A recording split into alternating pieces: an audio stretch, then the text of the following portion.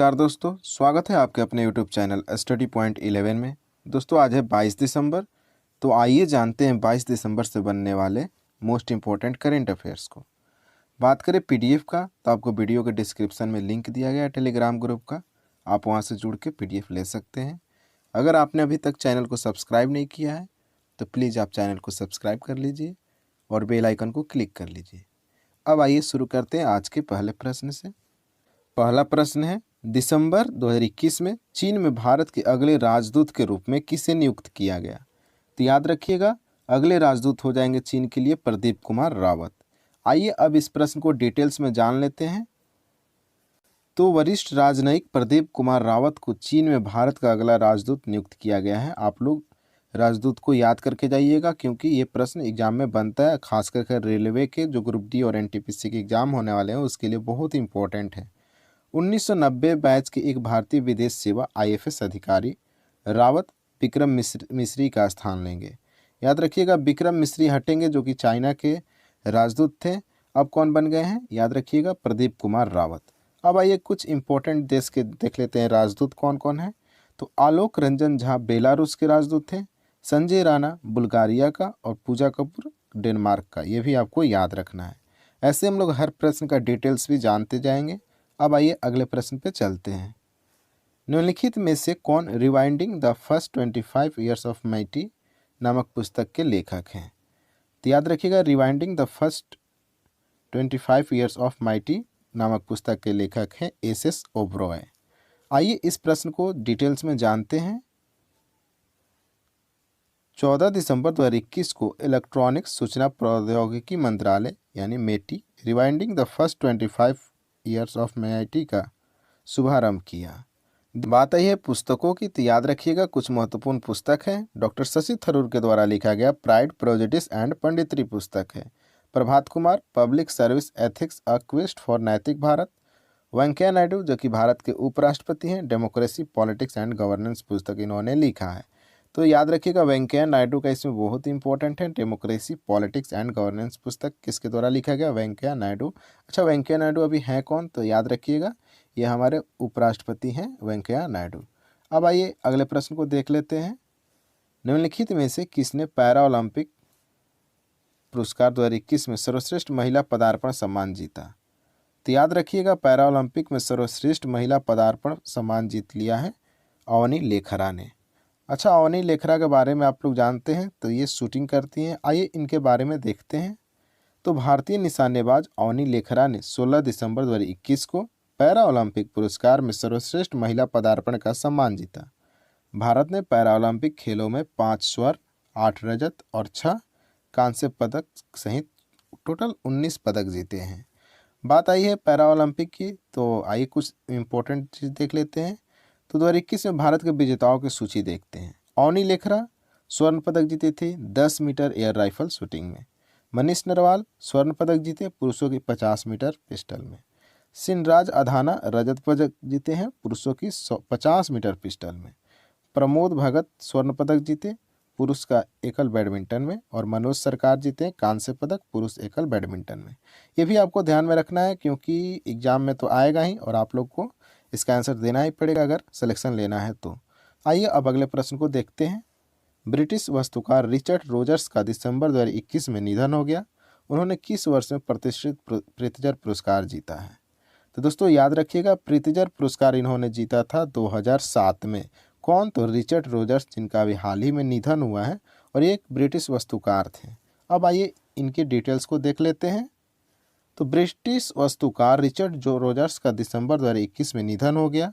उन्होंने लंदन के चीज ग्रेटर और पेरिस में प्रसिद्ध बहुरंगीन पाइप से ढके पोम्पिडो कला केंद्र सहित दुनिया भर में कई ऐतिहासिक इमारतें बनाई। वह 2007 में प्रतिष्ठित प्रित्जर पुरस्कार के विजेता थे। ये भी याद रखिएगा आप लोग। ये भी प्रश्न बनेगा कि भी हाल ही में निधन हुआ रिचर्ड रोजर्स का, वो किस देश के थे? तो याद रखिएगा ब्रिटेन का थे। कौन थे? तो वास्तुकार थे और इनको 2007 में प्रित्जर पुरस्कार भी मिल चुका है। अब आइए अगले प्रश्न को देखते हैं। हालांकि उससे पहले कुछ महत्वपूर्ण श्रद्धांजलियाँ जो अभी हाल ही में हुई है। तो दुनिया के सबसे उम्रदराज पूर्व टेस्ट क्रिकेटर इंग्लैंड के एलन एस का 4 दिसंबर 2019 को निधन हो गया। अनुभवी पत्रकार और पद्मश्री पुरस्कार विजेता विनोद दुआ का दिसंबर 2021 में निधन हो गया। आंध्र प्रदेश के पूर्व मुख्यमंत्री कोनिजेती रोसैया का 4 दिसंबर 2021 को निधन हुआ है।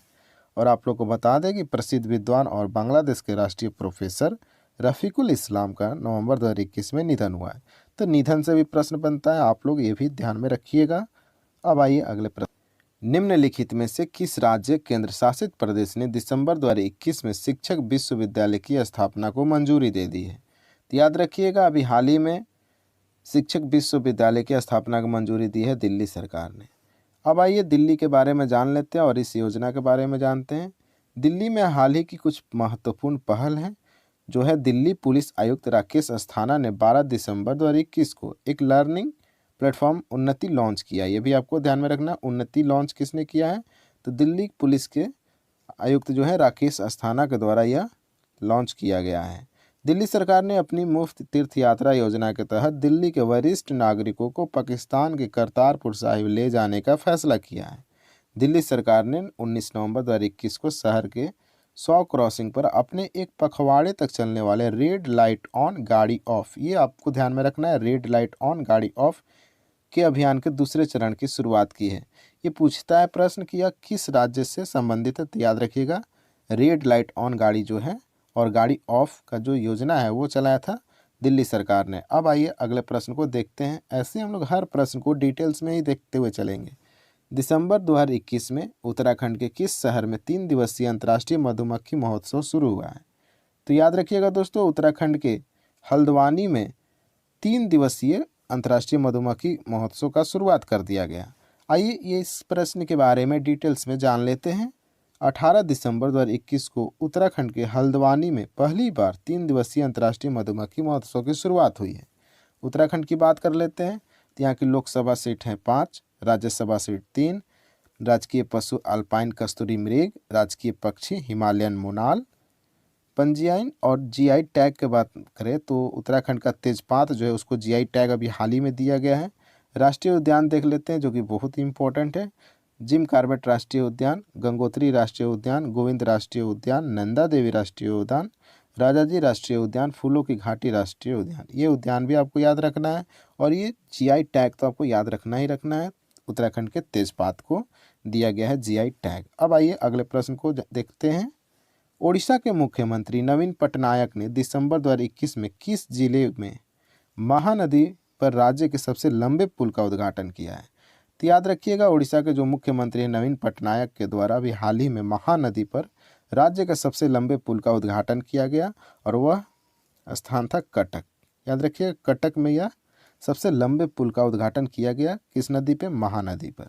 अब आइए इस प्रश्न को डिटेल्स में देखते हैं। तो उड़ीसा के मुख्यमंत्री नवीन पटनायक ने 20 दिसंबर 2021 को कटक जिले के गोपीनाथपुर में महानदी पर राज्य के सबसे लंबे पुल का उद्घाटन किया। कटक जिले के सिंधनाथ पीठ और बैदेश्वर को जोड़ने वाले 3.4 किलोमीटर लंबे पुल से 45 किलोमीटर की दूरी कम हो जाएगी। तो सोचिए कितना महत्वपूर्ण काम किया गया है जिससे लगभग 5 लाख लोगों को फ़ायदा होगा। जहां 3.4 किलोमीटर लंबे पुल से 45 किलोमीटर की दूरी कम हो जा रही है, तो बहुत अच्छा काम है। उड़ीसा की बात कर लेते हैं। राजकीय पशु है सांभर हिरन, राजकीय पक्षी भारतीय रोलर। राष्ट्रीय उद्यान देखते हैं तो भितरकनिका राष्ट्रीय उद्यान और सिमलीपाल राष्ट्रीय उद्यान। और इस बार 2018 में सिमलीपाल राष्ट्रीय उद्यान ग्रुप डी में भर भर के पूछा है प्रश्न। इंद्रावती बांध के बारे में देखते हैं तो इंद्रावती बांध जो कि इंद्रावती नदी पर है, हीराकुंड बांध महानदी पर है, याद रखिएगा। और यहाँ के पंजीकृत जीआई टैग देख लेते हैं तो कोणार्क पत्थर पर नक्काशी, पट्टचित्र, गंजम केवल फूल, याद रखिएगा। गंजम केवड़ा फूल के बारे में भी याद रखिएगा कि ये उड़ीसा का है और इसको पंजीकृत जीआई टैग अभी हाल ही में दिया गया है। अब आइए अगले प्रश्न को डिटेल्स में देखते हैं। Gajapati a king without a kingdom नामक पुस्तक के लेखक कौन है? तो याद रखिएगा दोस्तों, Gajapati a king without a kingdom नामक पुस्तक के लेखक है अशोक बल। आइए अब इस प्रश्न को डिटेल्स में देखते हैं। तो अशोक बल के द्वारा लिखा गया पुस्तक गजपति के बारे में लिखा गया था। तो उसको किसने विमोचन किया? तो ये भी याद रखिएगा, उड़ीसा के मुख्यमंत्री नवीन पटनायक के द्वारा गजपति राजाओं पर एक पुस्तक का विमोचन किया गया। किसके द्वारा लिखा गया था? अशोक बल के द्वारा यह पुस्तक लिखा गया था। ये भी आपको ध्यान में रखना है। अच्छा, बात आई है पुस्तक और लेखक की, तो देख लेते हैं कुछ महत्वपूर्ण पुस्तकें। India's ancient legacy of wellness, Rekha Chaudhary के द्वारा लिखा गया है। पब्लिक सर्विस एथिक्स यानी प्रभात कुमार के द्वारा लिखा गया, जो कि पिछले प्रश्न में भी मैंने बताया था। Cooking to save your life, Abhijit Banerjee के द्वारा लिखा गया। द सिनेमा ऑफ सत्यजीत रे, भास्कर चट्टोपाध्याय के द्वारा लिखा गया है। तो बुक एंड ऑथर भी बहुत ही इंपॉर्टेंट टॉपिक है, आप लोग इसको भी देख के जाएं। आइए अब अगले प्रश्न को देखते हैं। विज्ञान भवन नई दिल्ली में ऋषि हुड विश्वविद्यालय का उद्घाटन किसने किया? तो याद रखिएगा दोस्तों, विज्ञान भवन दिल्ली में ऋषि हुड विश्वविद्यालय का उद्घाटन किया गया। किसके द्वारा किया गया? तो याद रखिएगा एम वेंकैया नायडू के द्वारा यह उद्घाटन किया गया है। एम वेंकैया नायडू हैं कौन? तो याद रखिएगा उपराष्ट्रपति हैं एम वेंकैया नायडू। अब आइए इस प्रश्न को डिटेल्स में देखते हैं। उपराष्ट्रपति एम वेंकैया नायडू ने 18 दिसंबर 2021 को विज्ञान भवन नई दिल्ली में ऋषि हुड विश्वविद्यालय का उद्घाटन किया। ऋषि हुड विश्वविद्यालय के संस्थापक कुलपति सुरेश प्रभु हैं। ये भी प्रश्न बना था एनटीपीसी में कि ऋषि हुड विश्वविद्यालय के संस्थापक कौन है? तो याद रखिएगा सुरेश प्रभु यहाँ के संस्थापक हैं। अब आइए अगले प्रश्न को देखते हैं, और यह आज का हमारा अंतिम प्रश्न है। निम्नलिखित में से कौन राष्ट्रपति चुनाव में विजेता बनकर उभरे और देश के सबसे युवा राष्ट्रपति बनने के लिए तैयार हैं? तो दोस्तों याद रखिएगा गैब्रियल बोरिक जो हैं ये देश के सबसे युवा राष्ट्रपति बनने वाले हैं। आइए इस प्रश्न को डिटेल्स में जान लेते हैं। चिली में 35 वर्षीय पूर्व छात्र नेता गैब्रियल बोरिक 19 दिसंबर 2021 को राष्ट्रपति पद का चुनाव जीतने के बाद देश के सबसे युवा राष्ट्रपति बन जाएंगे। चिली लैटिन अमेरिकी क्षेत्र में भारत का 5वां सबसे बड़ा व्यापारिक भागीदार है। चिली को आधिकारिक तौर पर चिली गणराज्य के रूप में जाना जाता है। अच्छा, ये प्रश्न बार बार बनता है कि चिली की राजधानी कहाँ है? तो याद रखिएगा सैंटियागो है जो चिली का राजधानी है। एक इम्पोर्टेंट प्रश्न है, चूंकि माता चिली में स्थित दुनिया का सबसे बड़ा तांबे का भंडार वाला शहर, याद रखिएगा चुकवी का माता जो है वह तांबे का सबसे बड़ा भंडार वाला शहर है। तो आज का हमारा सारा प्रश्न समाप्त होता है। अब कल के लिए आप लोग के लिए एक प्रश्न था, जो टेस्ट प्रश्न हम लोग हर दिन एक टेस्ट प्रश्न देते हैं, आज भी आपको मिलने वाला है। तो फ्रांसीसी सिनेमा के सर्वोच्च सम्मान से किसे सम्मानित किया गया, ये आप लोग के लिए प्रश्न था। बहुत सारे लोगों ने अच्छा आंसर दिया। केट ब्लैंचेट हैं जो ये सम्मान जीतने वाले व्यक्ति हैं। अब आइए अगले प्रश्न को देखते हैं, जो कि आप लोग के लिए टेस्ट प्रश्न है। विकासशील देशों में मानव और सामाजिक विकास को बढ़ावा देने के लिए हर वर्ष किस दिन को अंतर्राष्ट्रीय मानव एकजुटता दिवस के रूप में मनाया जाता है? ऑप्शन है आपके 5 अक्टूबर, 10 दिसंबर, 20 अक्टूबर और 20 दिसंबर। आप लोग को कमेंट बॉक्स में इसका आंसर देना है। अगर आपने अभी तक चैनल को सब्सक्राइब नहीं किया है तो प्लीज़ आप चैनल को सब्सक्राइब कीजिए, सपोर्ट कीजिए और वीडियो को शेयर कीजिए। Thank you.